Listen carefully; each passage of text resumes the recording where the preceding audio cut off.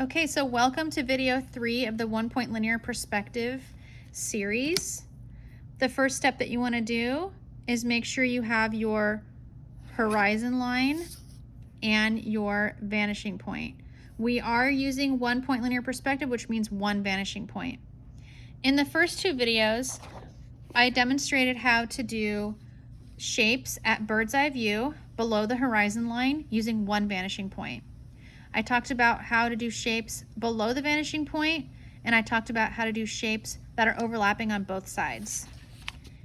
In video number 2, I showed you guys how to do shapes at eye level, which is on the horizon line, and at worm's eye view, which is above the horizon line. We also talked about having a shape that overlaps. In video number 3, I'm going to show you how to do cutouts, and we're also going to be doing doors and windows. Doors and windows are technically cutouts, but I'd also like to show you how to make different shapes that you've cut out, and it can be oblong shapes. They don't have to look like anything. So here I'm going to go ahead, I'm going to start one at eye level, okay, which is on the horizon line. Here's my rectangle. I'm going to go ahead and I'm going to take corner number 1 and go back to the vanishing point, and corner number 2 and go back.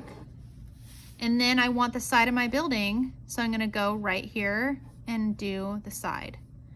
Just a vertical line, nice and simple, right? I'm going to get rid of this excess receding space that I don't need. Okay.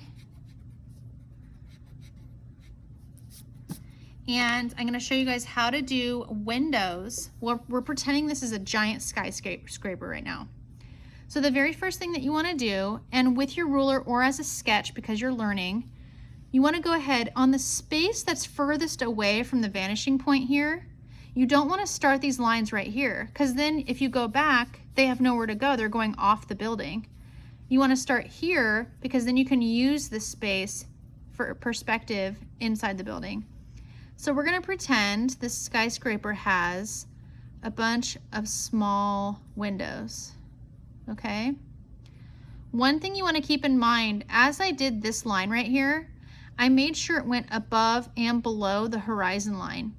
If I were to have it stop at the horizon line, it would create stagnant space.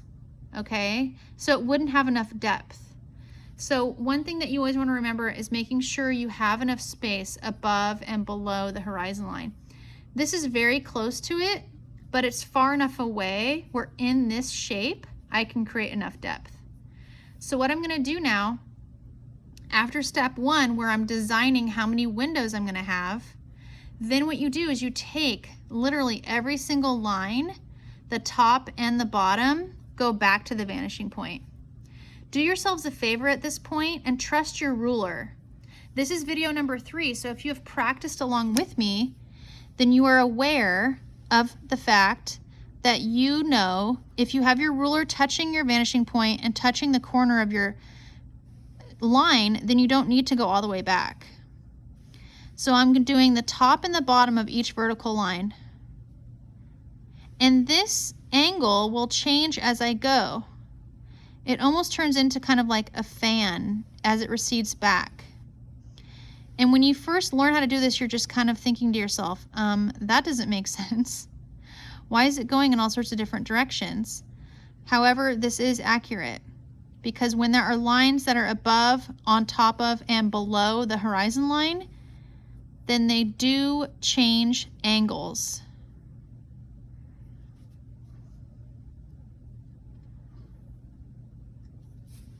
Okay, I'm going to go ahead and clean this up. I kind of slipped my pencil there a little bit. In my opinion, as an art teacher, it's always important to clean up as you go because it just helps with focusing a little bit more. Okay, so I have my windows started here. This can also be a parking garage too, you guys. And then I'm going to close them up. Vertical, vertical, vertical, vertical, and vertical. Okay. We can turn this into many things, but if you'd like me to turn it into where it looks like glass, one little trick in the animation world is to do small, medium, and large diagonal lines. Very subtle, Don't let it take over the space too much, okay? This, I'm actually gonna turn this into sliding doors. So I'm gonna do another vertical line right here. And then maybe we'll do a little bit of hatching, okay? So this is how you create windows in receding space, which is the space that's going back to the vanishing point. If you want to create windows in this space, which I call frontal space, then you can go ahead, vertical, horizontal, vertical, and then if I want this to be a double door, vertical, and that's it. Let's turn this into glass as well. So clearly, the space that's receding is always more technical than the space that's in frontal view. If I want to go ahead and keep going here, and I want this to be very uniform and very accurate, and I want the building to have windows that are the same size on the front as I do on the side, then I would make sure that my starting points and my ending points are the same. And then I just go from there and I climb all the way up the side of the building, okay? And in another video, I'm gonna show you guys how to do awnings and billboards and things of that nature, just little additives. So let's move on and do a cutout. This is how you do windows and how you do glass doors. But if I wanna go ahead and do a cutout, then I would do over here, I'm gonna just go ahead and show you a simplified version. I'm gonna start with a square. I'm gonna go back to all three, okay, corners like we did in the very first video. And I'm gonna go ahead and I'm gonna take my vertical line, horizontal, horizontal. Let's add another one. Vertical, vertical, horizontal, horizontal. Okay? Let's get rid of the excess. And what I'm going to show you guys how to do is how to do windows and doors. And then I'm going to show you also how you can make it look like you're walking into that space. So I'm going to take this vertical line and repeat it in this corner. I'm going to take this horizontal line and repeat it here. So once again, we are going over how to overlap two objects, right? I want to get rid of the rest here, make it nice and clean for yourself, okay? And then what I want to do is I'm going to do the frontal space first because that's the easiest space, right? So we're going to do vertical, horizontal, and vertical. Right here, just like in this space over here, I'm going to do my vertical line, okay, furthest away from the vanishing point. The top of that line goes back to the vanishing point. I'm going to do that on both buildings. Then I'm going to repeat vertical, vertical, vertical, vertical. Then what you want to do, I have my doors now. This almost looks like a garage that you can drive up and get your car worked on, right? So let's make it look like you can walk into it. So I'm going to take this corner here, go back to the vanishing point. Ooh, how cool is that? Now it looks like I can walk in, right? It's pretty neat.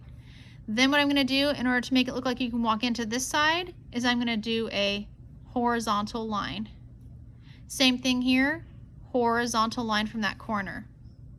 So now it looks like you can walk into the buildings here. Okay? I'm going to show you how to do a cutout from worm's eye view. If I have, let's make up a shape. Let's do an oblong shape just for fun, right? I'm going to go ahead and I'm going to do a rectangle. I'm going to take it back.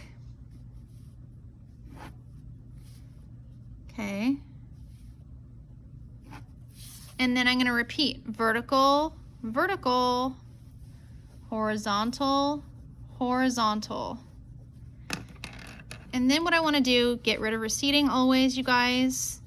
That's super important because you just want to have clean space, especially if you're planning on adding a landscape or anything of that nature surrounding your buildings and your shapes. So if I want to create a cutout, okay, I'm going to go ahead and let's just make it on the top. I'm going to do vertical, vertical, horizontal. Okay, then let's get rid of this. I made a U that's floating. How cool, right? I'm going to take this corner and go back to the vanishing point. I feel like it can stay this way, but if I want to make it thinner, I can erase part of it and just go straight vertical. Interesting, right? If I want to get rid of part of this side, vertical, take the bottom instead of taking the top, and then I go back and vertical.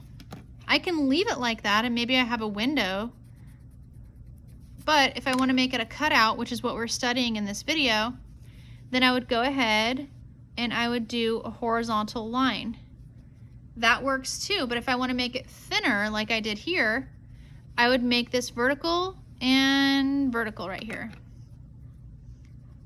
And there we go. So that's one way of doing cutouts in a shape that is at worm's eye view.